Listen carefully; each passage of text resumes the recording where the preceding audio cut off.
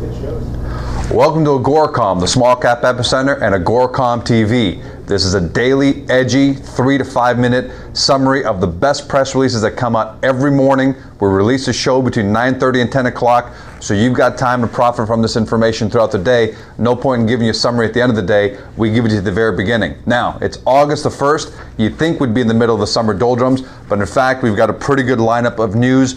First up, Northern Dynasty Minerals. Trades on the AMEX under NAK and the TSX Venture under NDM. This is a doozy that's finally come out of the resource world. Northern Dynasty and a subsidiary of Anglo American have partnered up 50-50 on the Pebble project in southwestern Alaska, and Anglo American is going to make staged payments of up to $1.425 billion between now and it looks like 2015. Big credit to Peter Grandich, who has been pounding the table on Northern Dynasty Minerals since it was trading at $8, and don't think this is the end of it, because with this deal now firmly in place, a lot of people are calling for Northern Dynasty to go significantly higher.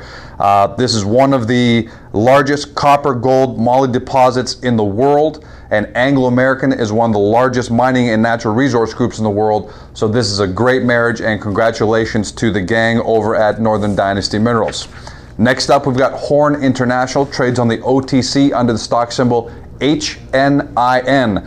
Horne reported second quarter revenue, and we like these big numbers, $9.75 million. That compares to $6.25 million for the same period last year, so we got a big increase in revenue. We got a decrease in gross profit, though, which is down to $720,000 from its $910 last year. But it looks like the company's going through a restructuring where they're paring off all bad producing contracts and get rid of them and focusing on more higher margin contracts. The company definitely does some business with the government, and you should definitely take a look at it. Now, it is calling for third quarter revenues to drop. I think that's part of their restructuring, but when you hit that kind of numbers, it's worth taking a closer look at.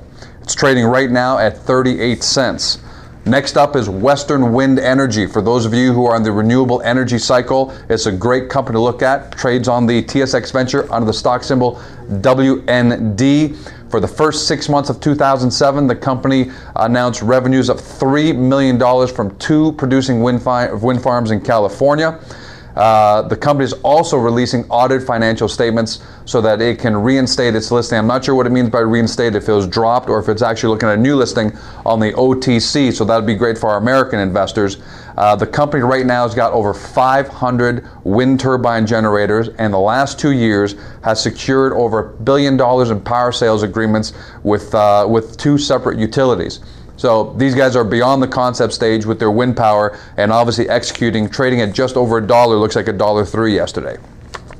Next up, Aero Inc., trading under the stock symbol ACRI. I really like this company, what I'm seeing, because the revenue deal I'm about to tell you about and the people behind it. Aero just received its first order from the U.S. Army for 300 PET peroxide explosive testers. Now, what does this mean?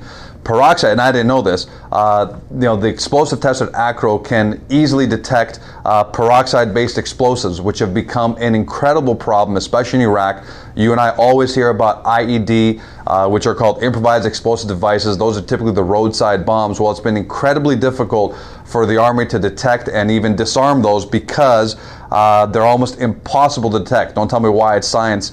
But these detectors from Aero should make the job a lot easier. Now, their technology is patented, and what I like about it are the 2 people behind this. Specifically, on the advisory board, you've got Professor Barry Sharpless. He's the winner of the 2001 Nobel Prize for Chemistry, and you've also got Professor Richard Lerner, who's the president and CEO of the Scripps Research Institute, which is considered one of the world's most influential scientific institutes. So you've got a sale to the U.S. government for the first time.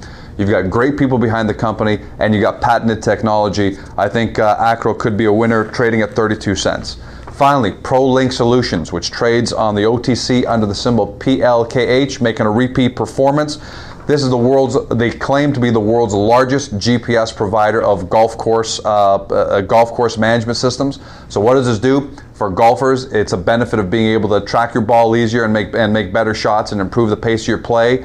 For the actual golf courses, they're able to streamline the pace of play, reduce any delays, and get flow through moving faster. And finally, they also do onboard advertising on these GPS units, so they got multiple revenue streams. So let me get this straight. For a guy like me, better shots, finish faster, and I can get my beer ordered a lot quicker from my GPS system. This has got to be a win-win. Well, they've just introduced a sale to one of the major golf courses in Germany through the distributor. This is their first sale into Germany. That's why we think it's important, because once you penetrate a company with one, it should only be a matter of time until they've got several more that fall. The company's trading at $1.23 right now. That's Prolink Solutions, PLKH. That's a wrap for August the 1st.